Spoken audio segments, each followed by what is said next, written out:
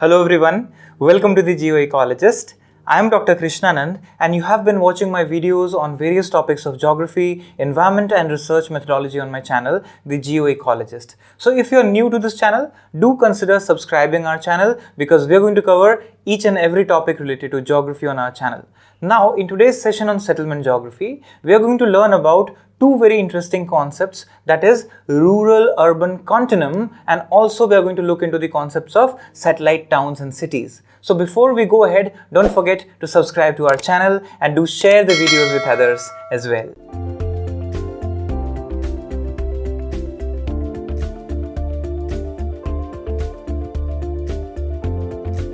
So now, first let's learn about the concept of these satellite towns and cities, and then at the end of the lecture we'll be learning about the rural-urban continuum. So satellite towns or cities, that we say simply, the word satellite itself. Satellite is that revolves around the planet. So where is satellite town then? It's a town that revolves around the main big city. That's why it's called satellite city or satellite town. So what do we mean by this revolution around the big city? It's basically the dependency of smaller towns and cities on the big cities in the proximity for services. And this is the interconnection that we say, right? So term satellite town for the first time was used by G.R. Taylor in 1915. So it's a 100 years old concept now, and it is used to designate a place that is at a distance from the city, right? Suppose this is the main city and this is a satellite city. This is a distance from the main city and it is linked through the transport corridors, networks. That's important. So if you observe this particular diagram, it's about Delhi NCR. The core area, the central place that we say, or we say the Connaught place in Delhi. From here, Ghaziabad, Noida, Faridabad, Gurgaon and several other places are connected. So what are these places if you observe in comparison to Delhi? Delhi is a huge city and then it has these satellite cities or satellite towns connected with Delhi, and this connectivity facilitates the movement of people. That's very important to understand in prominence, right? So satellite cities or satellite towns are smaller municipalities, and when I say smaller, it means in comparison to the main parent city, right? So that's what we understand. So what you observe, they differ from just merely suburban areas because they have a distinct administrative unit of their own. They are not just suburbs, they are cities or towns in itself. So they have their own municipalities, municipal governments, right? So that is the difference between just saying suburbs or a satellite town or a city. That's the main thing. Now let's understand that conceptually satellite cities could be self-sufficient communities outside their large metropolitan areas, right? And also it's very important that a satellite city experiences cross commuting.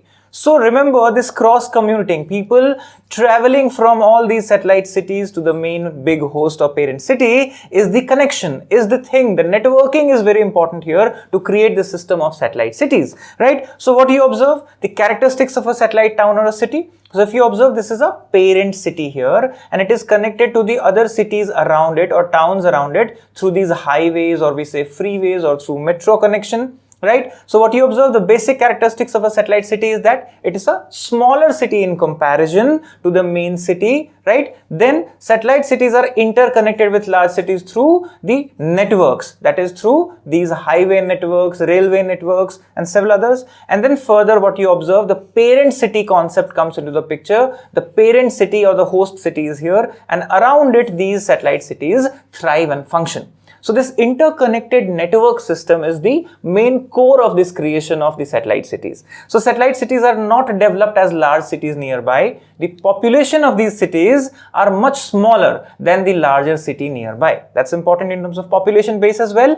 And the good transport services between satellite city and large parent city nearby is very important in terms of the proliferation of the technologies. The connectivity lead to everyday commuting, people come for jobs, people come for education, health services and several others. So goods and services connectivity is what makes the prominence of these particular parent and satellite city connection. So what we observe here, A. Howard, he proposed the concept of garden city as well, which was to be located away from the city limit. Now this is considered as utopian concept or imaginary concept as well. A garden city would be an environment friendly city where a lot of trees and plantations would be there, outskirts of the main city. So that's how the garden city concept was also evolved. Now if you observe the purpose of these satellite towns or cities, what is the main objective behind it? The objective is decongestion of the main parent city. Now remember, the main parent city normally in all the countries around the world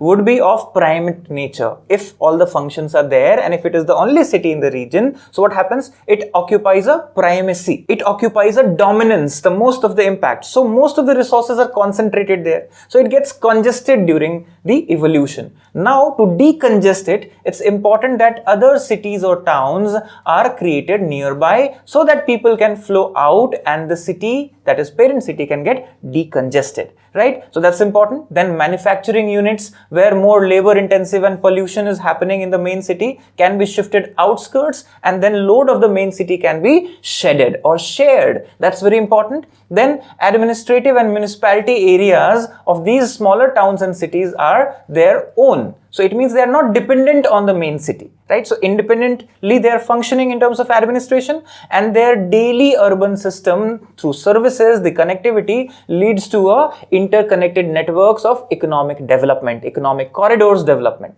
So we observe that one central business district in the center, and then these smaller towns and cities in the periphery lead to a greater conurbation development.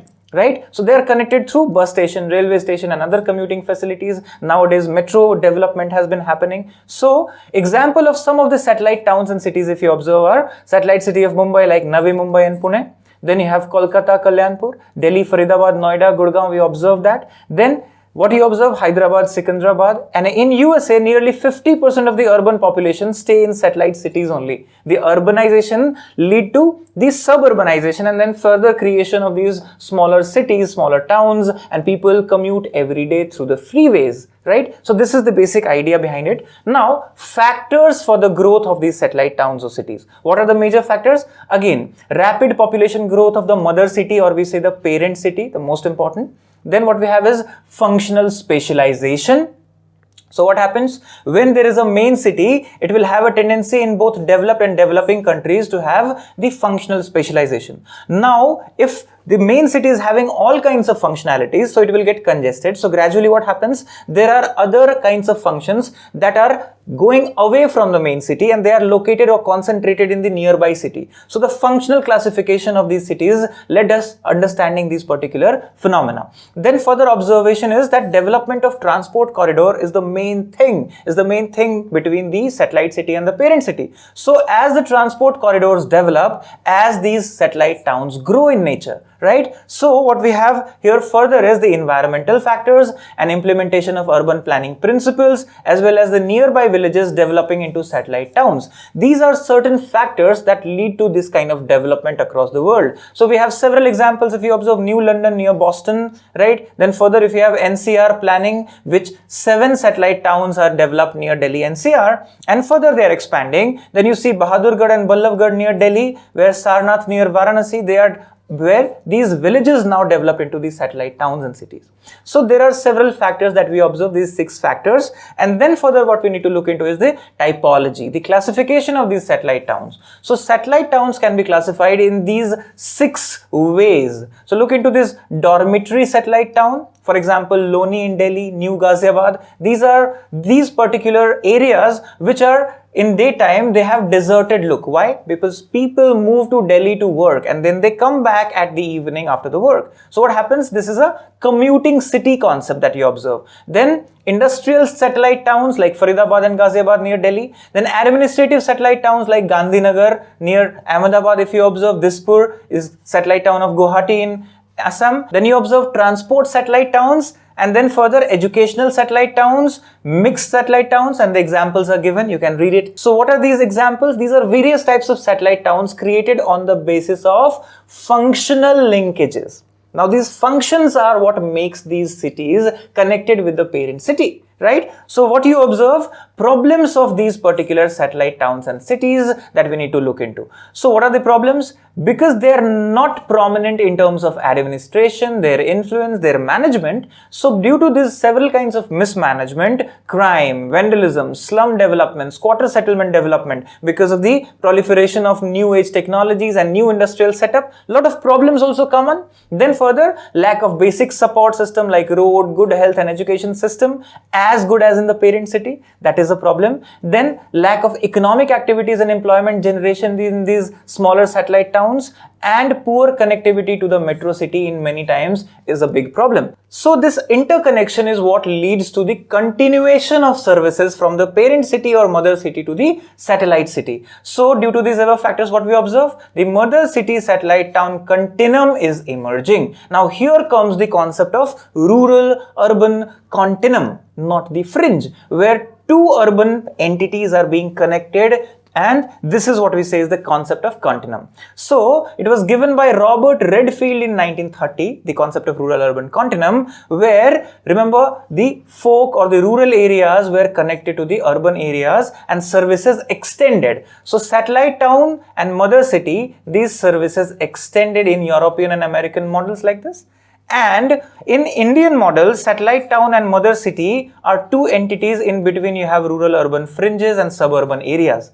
So still the continuum model in the West and Indian model having a distinction. They are different, right? So what we observe, the characteristics of these two modes of living, that is rural living and urban living, when it continues to mix up, right? So we say ruralism and urbanism. Remember we talked in the previous lecture during the rural urban fringe concept. So ruralism signifies rural mode of living, right? Their predominance of traditions, customs, folk culture, joint families. And on the other hand, urbanism is urban mode of living, where smaller nuclear families, predominance of impersonal relationships, individualism, then businesses and all those things, secondary and tertiary sector of economy dominates. So this is what we learn here. Now, what you observe is the continuity. So rural-urban continuum may be defined as a dynamic equilibrium concept. Now, if you say equilibrium, it means there is a balance between the two, ruralism and urbanism. So, when there is a balance between the two, there is a continuous zone. It means if we go from urban area to the rural area, what continues?